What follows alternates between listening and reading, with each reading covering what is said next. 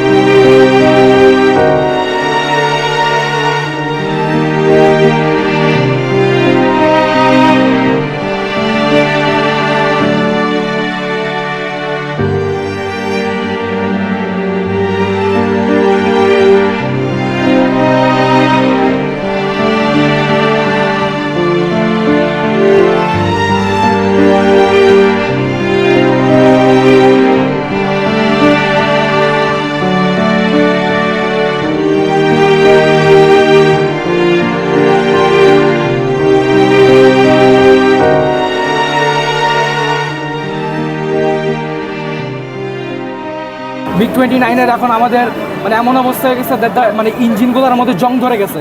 কয়েকদিন আগে আমি যেটা দেখলাম, রাশিয়া থেকে আমাদের নিউ সেটস অফ ইঞ্জিন আনানোর কথা, কারণ এত বাজে অবস্থা। আর কথা হচ্ছে এতগুলো যে ফান্ড এয়ারফোর্সের পিছিয়ে, এগুলো কোথায় যায়? 3, 4, 5 নিচেরগুলো বাংলা ভার্সন, উপরেগুলো ইংলিশ। উপরে 8-এ ওরাও ক্ষতিগ্রস্ত হচ্ছে। 3, 4, 8 এই তিনটা বেশি ক্ষতিগ্রস্ত হচ্ছে। যে বাচ্চাদের আগুন লাগছে, যাদের 40 থেকে 50% বা অ্যাটলিস্ট 30% ওদের আপনারা শিওর হয়ে থাকেন 1 বছর বা 1.5 বছরের মধ্যে ক্যান্সার হয়ে যাবে। আমি মনে হচ্ছে এখানে কেমন হয়েছিল।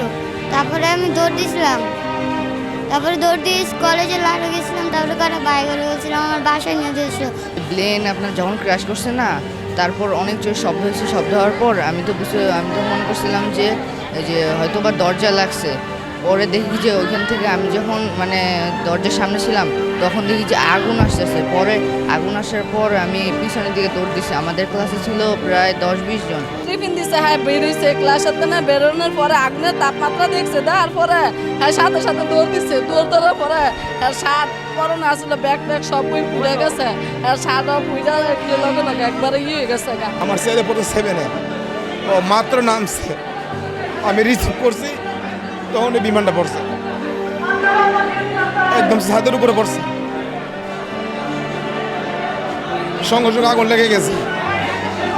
অনেকগুলি ছাত্র অবস্থাটা আমি দেখছি।